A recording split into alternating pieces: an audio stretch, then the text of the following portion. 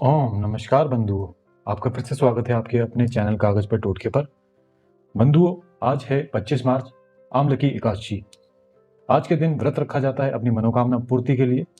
और इस वीडियो में हम आपको शुभ मुहूर्त भी बताएंगे, पूजा की विधि भी बताएंगे और किस समय व्रत को आप समाप्त करेंगे वो भी हम बताएंगे। जैसे कि हम जानते हैं कि आज है फाल्गुन शुक्ल पक्ष की एकादशी, जिसको कि हम आम्ल की एकादशी का व्रत भी कहते हैं। इस दिन भगवान विष्णु के साथ आंवले वृक्ष की पूजा भी करी जाती है, आंवले के पेड़ की। एकादशी व्रत हमेशा उदया तिथि में रखा जाता है। यह जानना जरूरी है कि कब रखा जाता है। कई लोगों को इसमें संदेह था कि 24 को है या 25 को है। इसमें आपका डाउट जो है समाप्त हो जाएगा। एकादशी व्रत हमेशा उदया तिथि में रखी जाती है और 24 मार्च की सुबह 10:23 तक दशमी थी। उसके बाद से एकादशी तिथि शुरू हो गई थी, जो कि 25 मार्च की सुबह 9:48 पे समाप्त हो जाएगी। जो एकादशी है वो 25 मार्च की 9:48 तक रहेगी।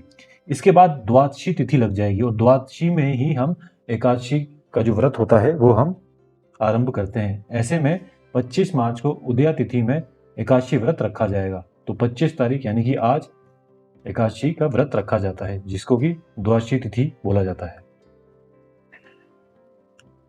तो ये जो आपको जानना था वो भी जरूरी हमने इसलिए बताया ताकि आपका संदेह मिट सके। आम्ल की एकादशी का शुभ मुहूर्त आप देख लीजिए। जैसे हमने ये बताया था, एकादशी तिथि समाप्त हो गई थी, सुबह 9:48 पे हो जाएगी।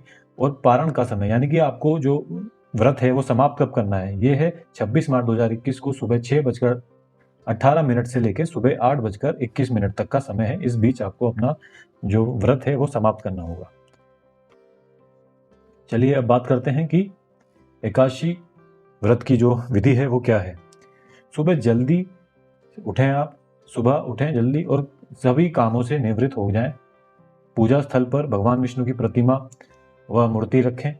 रखें या फिर मूर्ति रखें। इसके बाद प्रतिमा के सामने हाथ में तिल लीजिए, कुश यानी कि जो घास होती है, दूब भी कहा जाता है जिसको, सिक्का लें और जल लेकर संकल्प करें कि मैं भगवान विष्णु की प्रसन्नता एवं मोक्ष की कामना से आम्ल की एकादशी का व्रत रखता हूं। ये संकल्प लेना है, मेरा ये व्रत सफलतापूर्वक पूरा हो। इसके लिए श्री हरि यानी कि विष्णु जी मुझे अपनी शरण में रखें। इसके बाद इस मंत्र का आपको जाप करना है कम से कम 108 बार। ओम श्री विष्णु देवाय नमः, कम से कम 108 बार इसका आपको फिर जाप करना है। इसके बाद आपको क्या करना है, भगवान विष्णु की पूजा करनी है, फिर आंवले के वृक्ष की पूजा करनी है। इसके लिए आपको क्या करना होगा, सबसे पहले वृक्ष के यानी कि पेड़ के चारों ओर की भूमि को साफ करना है।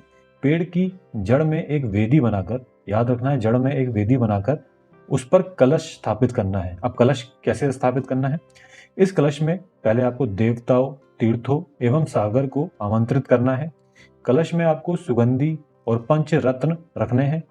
इसके ऊपर 5 तरह के वृक्षों के पत्ते रखने हैं, 5 तरह के वृक्षों के पत्ते भी रखने हैं। फिर आपको उधर दीप जलाना है।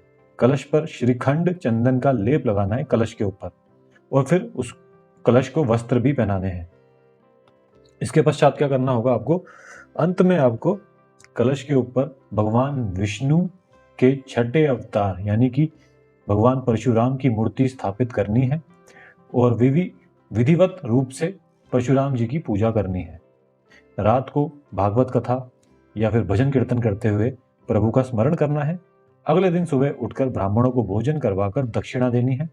साथ ही भगवान परशुराम की मूर्ति सहित कलश को, जो कलश था उस कलश को ब्राह्मण को भेंट करना है। इसके बाद ही स्वयं भोजन करना है।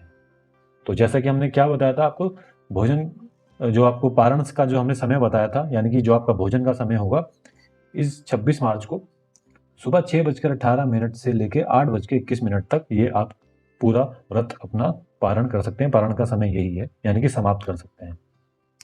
तो यह है पूरी विधि एकादशी व्रत की। आम्ल की एकादशी की पूजा व विधि हमने आपको बताई है। बंधुओं, यदि आप हमसे जुड़ना चाहते हैं तो हमारा एक ग्रुप है टेलीग्राम पर, जिसका लिंक इस वीडियो के नीचे आपको मिल जाएगा। ग्रुप का नाम है कागज पर टोटके।